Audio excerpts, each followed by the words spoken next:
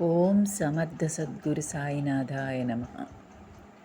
పరిప్రశ్న 6వ అధ్యాయం. మాస్టర్ గారు మెచ్చిన ప్రశ్నలు. ఒక జిజ్ఞాసు ఇలా అడుగుతున్నారు.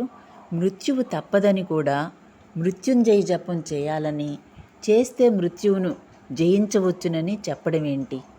ఎంతవారైనా విధికి తలవంచవలసిందే కదా. మాస్టర్ గారి జవాబు: చాలా మంచి ప్రశ్న. మృత్యువును జయించవచ్చని ఋషులు చెప్పిన భావం ఒకటైతే, ఈనాటి పెద్దలు చెప్పే భావం వేరొకటి. అసలు పండితుల జ్ఞానుల లక్షణం వేరు. గతాసూన గతానుంచ నాను శోచంతి పండితాహ అన్నాడు కృష్ణుడు. జ్ఞానులు చనిపోవడం గురించి, చనిపోకపోవడం గురించి చింతించరు అని గీత చెప్పింది. కనుక చనిపోతామని భయపడేవారే దానిని ఇలా తప్పుకునే యత్నం చేసి విఫలులవుతారు. చనిపోయేది దేహమే. పుట్టిన ప్రతీదీ ఏనాటికైనా చావవలసిందే. ఈ ప్రకృతి మాత్రమే భగవంతుని శాసనం, అదే విధి. దానికి రాముడు, కృష్ణుడు, పామరుడు అందరూ తలవగ్గవలసిందే. అయితే నశించేది దేహమే. దానికి జన్మ ఉన్నది గనుక మృత్యువు ఉండవలసిందే. అయితే జీవుడు కేవల చైతన్య స్వరూపి గనుక అతడికి మరణమూ లేదు, జననమూ లేదు. అంటే ఎన్నిసార్లు జన్మించి మరణించినా జరిగేది అతడు ఆ దేహాలను నిర్మించుకోవడం, శిథిలం కాగానే విడిచివేయడము మాత్రమే. ఇది ఆ జీవి అజ్ఞానంలో ఉన్నంతవరకు జరగవలసిందే. నిరంతర సాధన వలన తాను నిజానికి సర్వగతమైన బ్రహ్మమేనన్న జ్ఞానం కలిగిన నాడు తాను పరిమితుడు, అల్పజ్ఞుడు అన్న భ్రాంతి వీడుతుంది. అంతటితో జననం నుండి, మరణం నుండి, అంటే ఒక శరీరాన్ని నిర్మించుకోవడం, దానిని నశింపు చేసుకోవడం అనే అవసరం నుండి విడిపడతాడు. జ్ఞానము సాధన జీవించి ఉండగానే సాధ్యం గనుక, జ్ఞానం కలిగితే కానీ దుఃఖరాహిత్యం కలగదు గనుక, అది కలిగే వరకు జీవుడు దేహాలను ధరిస్తూ విడుస్తూ ఉండవలసిందే. అనేక జన్మల సాధన వలన క్రమంగా జ్ఞానం పక్వమవుతూ వచ్చి, అది పూర్తి పక్వస్థితిని అందినప్పుడు ఇక జన్మించవలసిన అగత్యం నుండి విడిపడతాడు. అంటే తిరిగి తిరిగి మరణించవలసిన దుస్థితి నుండి విడిపడతాడు. పరీక్ష పాస్ అవ్వడంతో మరలా మరలా పరీక్షకు హాజరు కావలసిన, మరలా చదవవలసిన ఆగత్యం నుండి విడిపడతాడు విద్యార్థి. పూర్ణమైన ఆత్మజ్ఞానం వలన ఇలా మృత్యువు నుండి విడిపడతాడని, అట్టి పక్వజ్ఞానం త్రయంబకుడైన పరమేశ్వరుణ్ణి యజనం చేసినందువలన కలుగుతుందని చెబుతుంది మృత్యుంజయ మంత్రం. యజనమంటే సర్వవిధాల సర్వకాల సర్వావస్థల యందు ఆరాధించడం. అంటే శరీరంతో ఆయనకు ప్రదక్షిణ, పూజ, నమస్కారాదులు, నోటితో ఆయనను స్తుతించడం, నామం జపించడం, ఆయన గూర్చి వినడం, సకల జీవులను యథాశక్తి సేవించడం, శరీరాన్ని అధర్మ కార్యాలలో నియోగించకపోవడం శారీరక యజనం.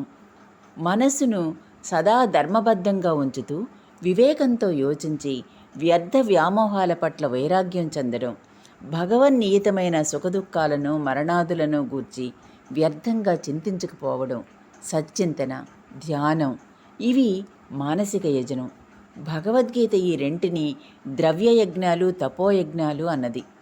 దేహ మానసాదులతో సద్గురువుని సేవించి పరిప్రశ్న చేసి ఈ విధానాన్ని తెలుసుకొని ఆచరించాలి. ఇలా చేస్తే జ్ఞాన పరిపాకం కలిగి మృత్యువు నుండి విడిపడతాం. పండిన దోసకాయ చెట్టుతో దానికి గల బంధం నుండి దానికై అదే విడిపడ్డట్టు. అనన్యమైన ఈశ్వర ధ్యానం చేయమని ఈ మంత్రార్థం. ఆ మంత్రం చెప్పినట్లు చేయకుండా దానిని ఉచ్చరిస్తే సరిపోతుందా?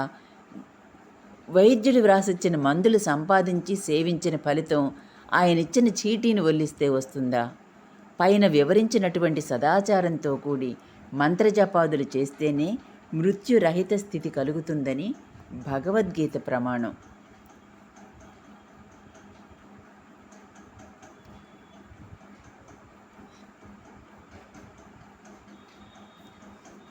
ఉమామహేశ్వరరావు గారు ఓ ప్రశ్న అడిగారు.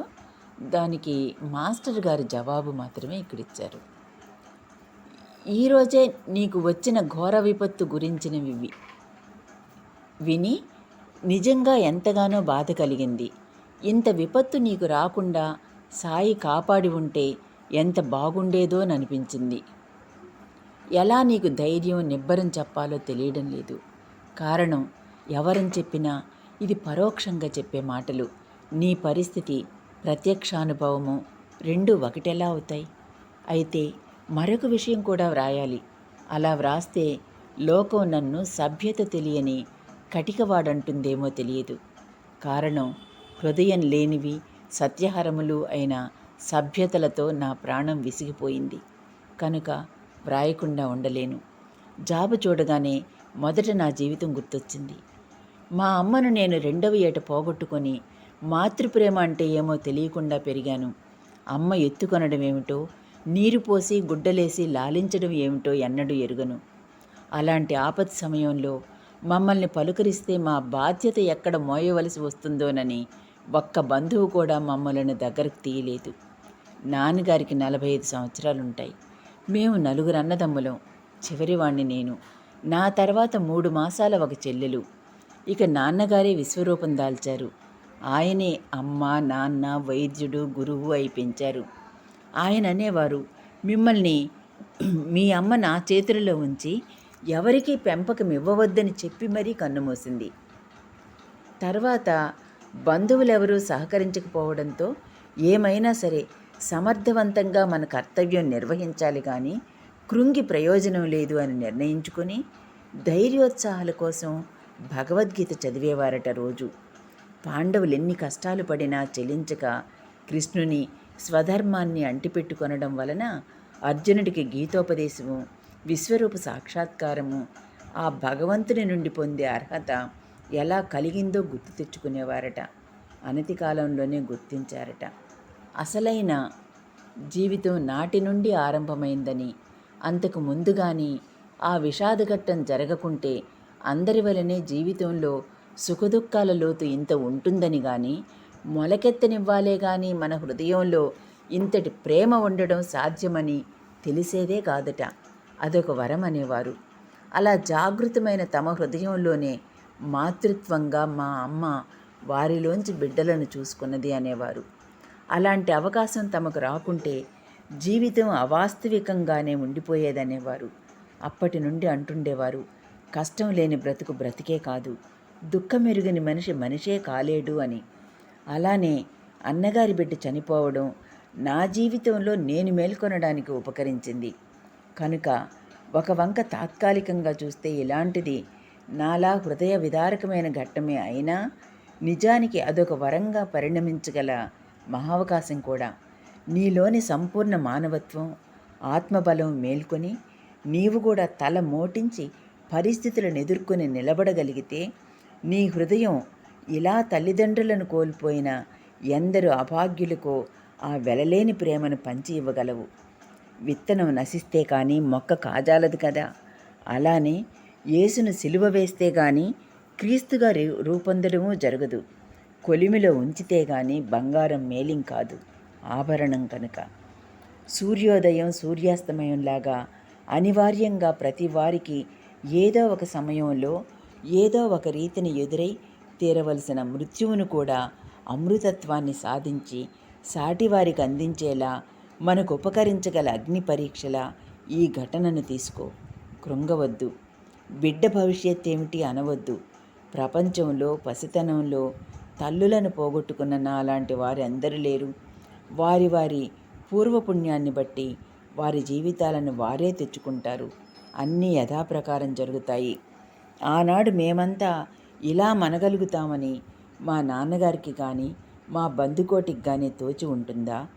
బంధువుల సహకారం లేకపోతే ఏమైనా ఆగిందా? అంతటినీ సక్రమంగా నడిపించి పిపీలకాది బ్రహ్మ పర్యంతము తన బిడ్డలుగా చూసుకునే ఆ భగవంతుడు సర్వమూ చూసుకుంటాడు. అల్లా మాలిక్ అన్న సాయి మాటల లోతెంతో ప్రత్యక్షంగా చవి చూపించనున్న ఈ దివ్య సందేశాన్ని సందేశంగా తీసుకో. మృతి చెందిన వారి గురించి ఎటూ ఎప్పుడూ ఆలోచించనక్కర్లేదు. ఆ విషయం సాయి చనిపోవడం అంటే ఏముంది, భూమిలోకి పోవడమే కదా, అంత మాత్రానికి దుఃఖిస్తూ కూర్చోవాలా అని. తప్పక జీవుడు మరలా జన్మించి తీరుతాడని చెప్పారు.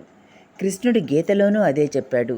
ప్రాణాలు పోవడం పోకపోవడం గురించి పండితుడు శోకించడు అని చెప్పి, నీవు శోకింప తగని దాని గురించి శోకిస్తున్నావు అని అర్జునుణ్ణి మందలిస్తాడు.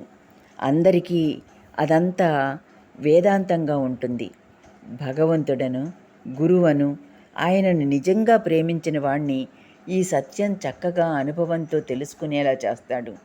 మొదట ఆ అనుభవం అగ్ని పరీక్షలా ఉండవచ్చు, కానీ కొంచెం నిబ్బరంతో, నిష్ఠ ఓరిమెలతో నిలబడి ఆయనకు శిరస్సు వంచితే ఇక ఏ దుఃఖమూ మనను స్పృశించలేని స్థితికి మనం సిద్ధం చేయడంతో అది మొదటి పాఠం, ఎంట్రన్స్ ఎగ్జామ్.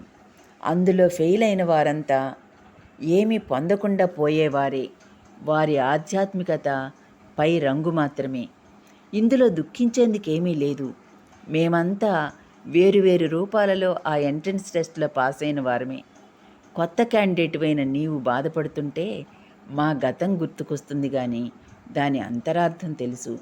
దీనిని సార్థకం చేసుకొనడమో నిరర్థకం చేసుకొనడమో తేలిపోయే విషమఘట్టం గనుక మాకు చేతనైనంత నిన్ను హెచ్చరిస్తున్నాం. నీకు ఆత్మస్థైర్యమిమ్మని సాయిని ప్రార్థిస్తున్నాం. తొందరపడి, ఆవేశపడి, బెంబేలుపడి దేవుడు, సాయి ఏమీ లేదు అన్న భ్రమకు రాకు. అలా అన్నందువల్ల గతించిన వారు తిరిగి వచ్చి పరిస్థితి అంతా యథాపూర్వం అయ్యేటట్లయితే తప్పక అలానే అను. అలా అన్నందువల్ల ఒరిగేదేమీ లేదు, సరికదా? పైన వివరించినంత చక్కని హృదయ పరిపాకం, వికాసం, ప్రేమ మేల్కొనకుండా మూసేసే జీవన్ వృత్తి ఆ వాదం. బాగా యోచించు. ఇంకొక ప్రశ్న శ్రీ గురుచరిత్రలో ఒక ముఖ్యమైన ప్రశ్న ఉదయిస్తుంది.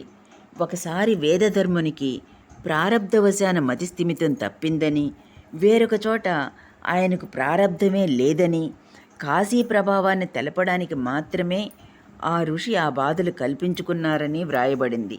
దీని సమన్వయమేమి? మాస్టర్ గారి జవాబు: ప్రారబ్ధం ఉన్నంతవరకే దేహం నిలుస్తుందని, కనుక జీవించి ఉండగానే ముక్తి ఎన్నటికీ సాధ్యం కాదని ఒక సిద్ధాంతం ఉన్నది. దానికి సమాధానం శ్రీ రమణ మహర్షి చెప్పారు. ఒకడు మరణిస్తే అతడి 3 భార్యలు విధవలైనట్లు, జీవాభావం నశిస్తే అట్టి జ్ఞానికి సంకుచితము ఆగామి ప్రారబ్ధములను అనుభవించే జీవుడే ఉండడు. కనుక జీవన్ముక్తి సంభవం. లోకల దృష్టిలో మాత్రమే అతడికి దేహము ప్రారబ్ధము ఉన్నదని చెప్పవలసి ఉంటుంది. ప్రారబ్ధవశాన వేదధర్మునికి మతిస్థిమితం తప్పిందని లోకుల దృష్టి నుండి మొదట చెప్పడం జరిగింది. బ్రహ్మజ్ఞాని అయిన ఆ మహర్షి దృష్టిలో మాత్రం అది వాస్తవం కాదని 2వ వాక్యానికి అర్థం.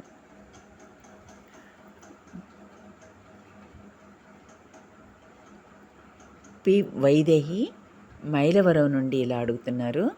మా అమ్మ ఎంతో భక్తితో దైవాన్ని పూజిస్తున్నా మా నాన్న చనిపోయారు. ఎన్నో కష్టాలు, సమస్యలు ఆమె ఎదుర్కోవలసి వస్తున్నది.